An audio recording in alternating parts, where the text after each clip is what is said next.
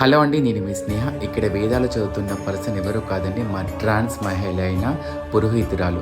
అంటే చాలామంది అనుకుంటారు అబ్బాయిలలో ఉంటారు, అమ్మాయిలలో ఉంటారు పురోహితులు, ట్రాన్స్లో కూడా ఉంటారంటే అవునండి ఉంటారు. ఇందాక అక్కడ కనిపించిన చీరలో కనిపించిన అమ్మాయి పురోహితురాలండి. సో తను మా దూది అక్కచేల కార్యక్రమంలో తను కూడా పూజారిగా వచ్చి సో నిజంగా నాకు చాలా చాలా హ్యాపీగా అనిపించింది.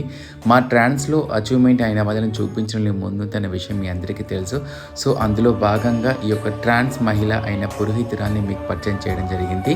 సో అక్కడికని చదువుతున్న ఆ అమ్మాయి అండి, ఆ అమ్మాయి పేరు ఆద్య అండి. సో నిజంగా నాకు చాలా చాలా చాలా హ్యాపీగా అనిపించింది. సో అంటే మా ట్రాన్స్లలో ఇలా పురోహితులు కూడా ఉంటారు అని చెప్పి మీకు తెలియజేసి ఈ విషయాన్ని మీతో షేర్ చేసినందుకు చాలా చాలా హ్యాపీగా అనిపించింది.